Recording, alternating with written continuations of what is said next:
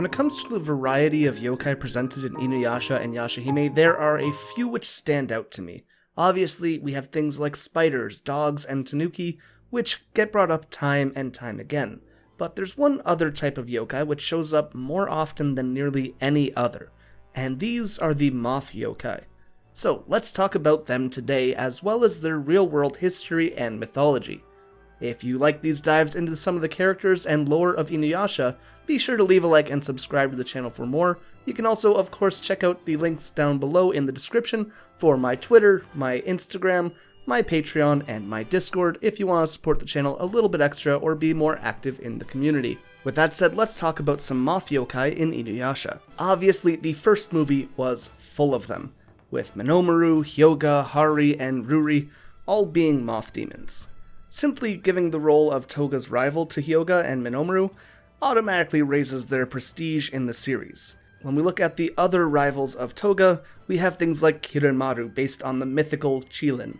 We have the Panther King, with panthers being animals heavily regarded for their power and their mythological importance in some region of the world. And we have Ryukotse, who is a goddamn dragon. Putting moths in this league is interesting, to say the least, and definitely implies some kind of importance.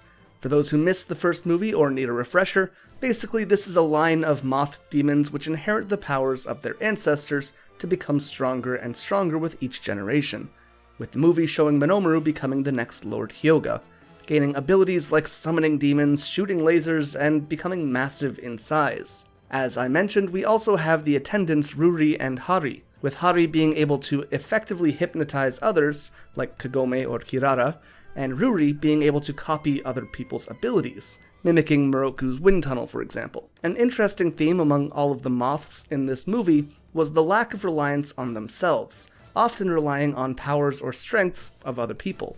Like I said, Hari controlled others, Ruri stole their powers, and Minomaru inherited his power from his ancestors. That said, yes, Minomaru was fairly strong on his own, but the point still stands. There's this implication that moth demons can't reach their maximum potential on their own. Next up, we have some of the main series moths, with Gatenmaru and Garamaru. Gatenmaru was the leader of a group of human bandits who was particularly brutal. His own abilities included transforming into a giant moth, creating poison powders, and poisonous webs, which he could fashion into a cocoon if he wanted. Now, I say poison, but they do seem to be more akin to acid, festering and melting away at anything they touch. His brother, Garamaru, was basically a less impressive copy. He could also transform into a big moth, and he could also make cocoons. However, rather than dealing with poison, he would give those ensnared nightmares, and then eat them when their fear was at their highest point. Now, the last and newest Moth Yokai is from Yashahime, with Gaga Gozen, who was a moth yokai who attacked Shiori's village and forced out Setsuna's demon form. Rather than cocoons, he worked with webbing. And of course, much like the other two, he had poisonous mist as well, which would burn his opponent's skin. He also had the Kanamitsu no Tomoe in his possession, which fits with his name, which you should check out the video on Setsuna's weapon for more information on that. But with all of those out of the way, I do have the question, what's up with moth yokai? Why are they so important? Well, you might be surprised to learn, but there aren't exactly that many moth yokai in Japanese myth, and the one real example that I could find is rarely referenced. That said, the Shinchu, the divine insect, are basically silkworm moths that are bigger than elephants. They are said to look horrific, with big round eyes, a massive maw filled with sharp teeth, gigantic wings, and a terrifying stinger. Despite being so frightening to look at, they also tend to be pretty peaceful and not really attack humans, instead choosing to eat evil yokai, favoring those who produce diseases. And you might be asking, how much does the Shinchu need to eat to actually get to this size?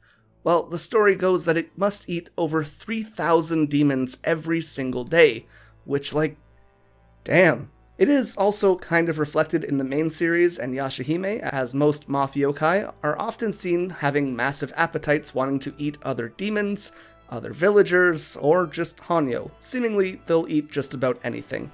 That said, something interesting about the Shinchu is that while it is a Japanese yokai, it doesn't actually live in Japan, instead residing in India and sometimes China, and even coming from Indian and Chinese religious tales originally. which when you consider Minomaru and Lord Hyoga are said to have come from the mainland, that's pretty in line. But that doesn't exactly explain the prestige given to characters like Minomaru or Hyoga. And there unfortunately aren't too many stories about the Shinshu, but it can most famously be found in the Extermination of Evil, which is a national treasure from the Heian Kamakura period, which can be found in the Nara National Museum. This depicts a story explaining how ancient Chinese people worshipped gods who punished and expelled demons that brought misfortune and pestilence.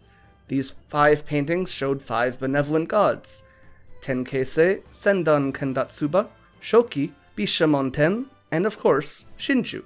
Shinshu's paintings show him devouring tons of demons, and explaining that he needs to eat 3,000 demons in the morning and another 300 more in the evening, likely being given an all-around benevolent theming based on the value of silkworms throughout history. Now, ranking him in these 5 deities would explain the importance and weight behind Minomaru and Hyoga's characters. It's kind of interesting to see these representations of Moth Yokai in Inuyasha and Yashahime, with Minomaru of course having reference to mainland origins like Shinshu, while also giving that kind of godly and revered presence.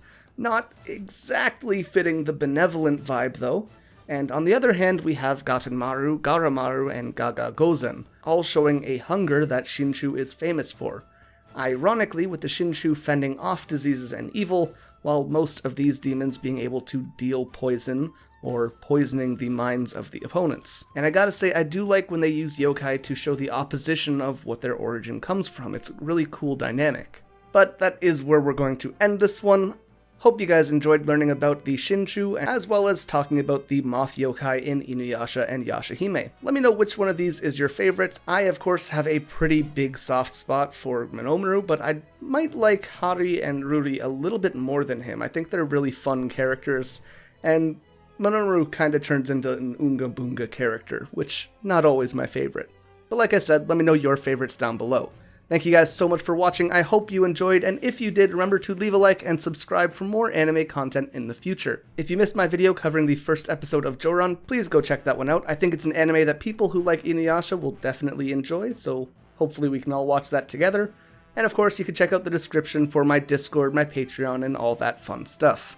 Speaking of the Patreon, a big thank you goes out to my patrons, with our Dai Yokai, Iffy Babes, Ikerochu, and Jacob Wiley, our Yokai, Amelia Hellman, NL Cruz, Bloodwolf Mon, Jamie Heck, Janice Not Janice, and Lucifina Akuma, and finally our Hanyo, Alexandra Gartside, Anthony Hogan, Eli Kanem, Kiwi Dog, Love the Kiwi, Michael Greco, Nega Kitty, Randy Moseyman, Samantha Olsen, Savage Camel, Simon Electric, and Suki Neko.